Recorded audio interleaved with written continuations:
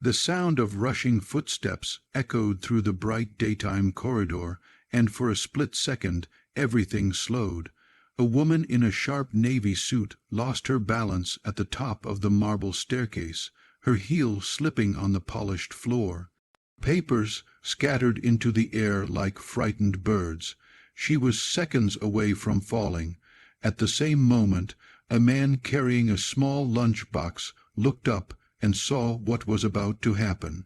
Without thinking, without hesitating, he dropped everything and sprinted forward, catching her arm just before her body tilted forward into the empty space. Her breath trembled, his grip was strong, and for reasons neither of them understood, the moment felt like fate placing them exactly where they needed to be. If you believe kindness can change lives, please like, comment, share, and subscribe to Kindness Corner for more heart-touching stories of humanity and second chances. His name was Rowan Hale, a single dad doing everything he could to provide for his 8-year-old son, Micah. His days were long, his nights even longer. He worked maintenance and deliveries for 3 buildings downtown, always running from one shift to another. But today he happened to be in this particular building because he'd been covering for a sick coworker. He had no idea he'd just saved the woman who owned the entire corporate tower. Her name was Celeste Morin, a CEO known for her brilliance, strict discipline, and the silent storm she carried behind her eyes. When Rowan steadied her, she whispered a shaky thank you and tried to compose herself, smoothing the hair from her face. She was embarrassed, shaken, and unexpectedly moved by the stranger who had reacted to protect her as if she were the most important person on earth. Rowan simply nodded, picked up the metal lunchbox he'd dropped, and walked away without expecting anything in return. But Celeste watched him leave, unable to shake the warm, startling feeling of safety he'd given her. In her world of cold boardrooms and calculated decisions, no one had ever caught her before, literally or figuratively. The next day, she found herself thinking about him between meetings, not knowing why. She tried to push the thought away, focusing on numbers, presentations, and the endless stream of calls that kept her empire running. But the image of Rowan catching her with such urgency and sincerity kept resurfacing.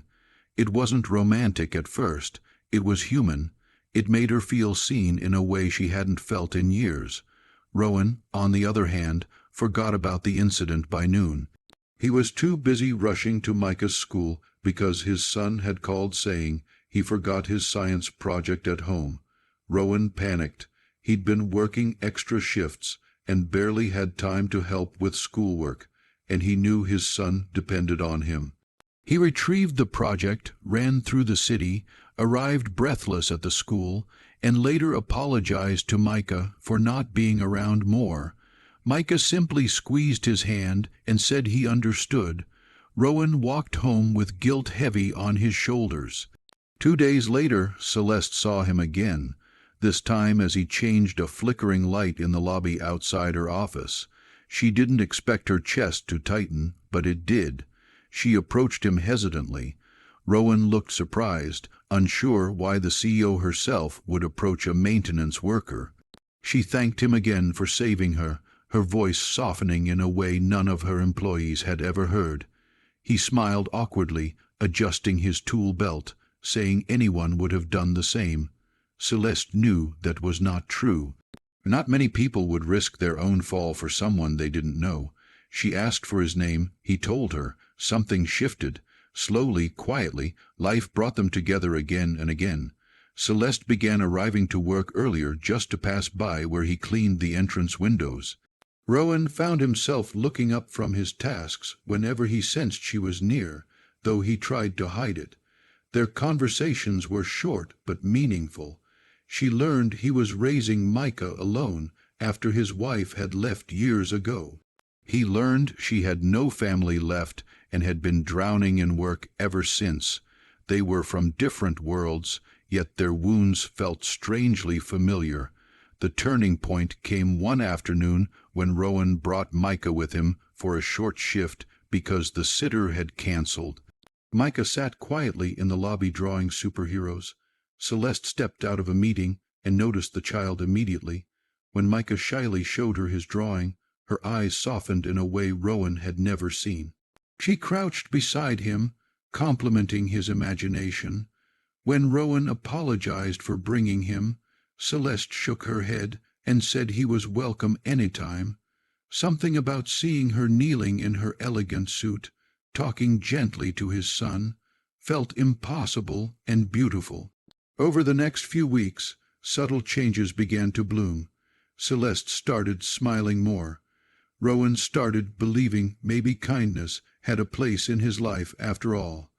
They shared coffee in the lobby one morning, laughing quietly about how her board members still whispered about the day she almost fell. Another day she brought sandwiches for both Rowan and Micah, insisting she owed them more than gratitude. Rowan protested, but the gesture warmed him in ways he hadn't felt in years. But as their closeness grew, Rowan began to worry. He felt the distance between their worlds, the wealthy CEO and the overworked single father. He feared becoming a burden or embarrassing her in front of her elite circle. So he started pulling away subtly, avoiding conversations, leaving quickly after finishing tasks. Celeste felt the shift, and it hurt more than she expected. She had avoided vulnerability for years, burying everything under success and routine. Now she sensed she was losing something fragile and precious before she could understand what it truly meant. One rainy afternoon, Rowan was fixing a broken railing on the mezzanine when Celeste approached him with a look that could break through steel. She asked why he was avoiding her. He hesitated, then admitted he didn't fit in her world, that she deserved someone who glided effortlessly beside her, not someone who ran building to building just to pay for school shoes. Celeste's expression softened into something raw. She told him she didn't care about status, money, or appearances. She cared about the man who caught her without knowing who she was, the man who loved his son with a sincerity she had never seen, the man who made her feel human. Rain tapped softly against the glass as Rowan's eyes warmed with emotion he'd been holding back. Celeste reached out, taking his hand just as he had taken hers days earlier. Something fragile and beautiful finally settled between them like a long-awaited truth. If this story touched your heart, please like the video, leave a comment, share it with someone who believes in kindness, and subscribe to Kindness Corner for more emotional stories that remind us what truly matters. Special request: comment kindness lives here.